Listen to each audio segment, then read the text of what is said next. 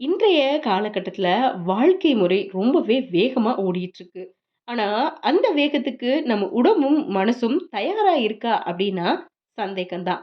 காலையில இருந்து நைட்டு வரைக்கும் சேரும், ஸ்க்ரீனும் தான் நம்ம கூட. உடம்பு அசைய நேரம் இல்ல, மனசுக்கு ஓய்வு இல்ல. இப்படிப்பட்ட சூழ்நிலையில நமக்கு கிடைக்கிற எளிய நம்பகமான தோழன் அப்டின்னா இந்த நடைப்பயிற்சி தான்.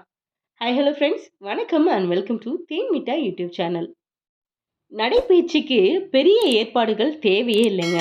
ஜிம் கட்டணம், கருவிகள், பயிற்சியாளர் அப்படின்னு எதுவுமே இல்லாம, ஒரு ஜோடி காலும், அந்த காலுக்கு பொருத்தமான ஷூஸோட கொஞ்சம் நேரமும் இருந்தா போதும்.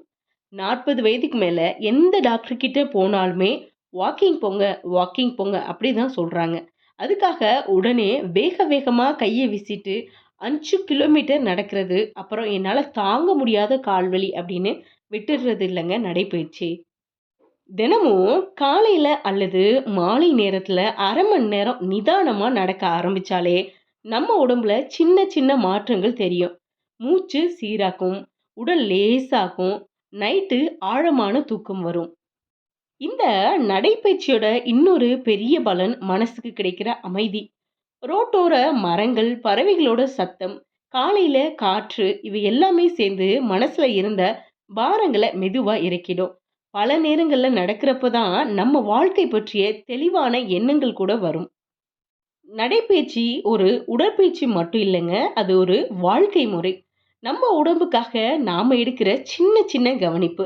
இந்த சின்ன பழக்கம் தான் நாளைக்கு பெரிய நலனா நமக்கு மாறப்போகுது. அதனால மெதுவா தொடங்கி தொடர்ந்து நடக்க கத்துக்கிட்டா, வாழ்க்கையும் நம்ம கூட சேர்ந்து நிதானமா நடக்க ஆரம்பிக்கும். வயசு, வேலை, சூழ்நிலையின் காரணங்கள சொல்லி, நாம பல விஷயங்கள தள்ளி போடுறோம். ஆனா, நடைப்பயிற்சிய தள்ளி போடக்கூடாது. ஏன்னா, அது நம்ம உடம்புக்கான அடிப்படை தேவை. குழந்தைங்கள்லேருந்து பெரியவங்க வரைக்கும் எல்லாருக்கும் ஏற்ற ஒரே பயிற்சி இதுதான்.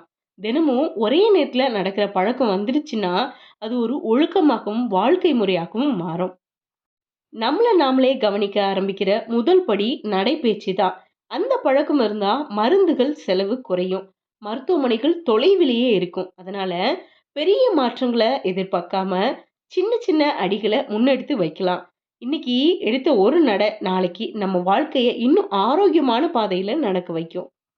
என்ன ஃப்ரெண்ட்ஸ், இந்த பதிவு உங்க எல்லாருக்கும் யூஸ்ஃபுல்லா இருக்கும்னு நான் நம்புறேன். இந்த பதிவு பிடிச்சிருந்தா ஒரு லைக் பண்ணுங்க, ஷேர் பண்ணுங்க. இதுவரைக்கும் நம்ம சேனல சப்ஸ்கிரைப் பண்ணாம யாராவது பார்த்துட்டு இருந்தீங்கன்னா, சப்ஸ்கிரைப் பண்ணுங்க. அப்படியே உங்களுடைய கருத்துக்கள் ஏதாவது இருந்தா கமெண்ட்ல பதிவு பண்ணுங்க. மறுபடியும் ஒரு யூஸ்ஃபுல்லான கண்டென்ட்டோட நான் உங்கள மீட் பண்றேன். Thank you.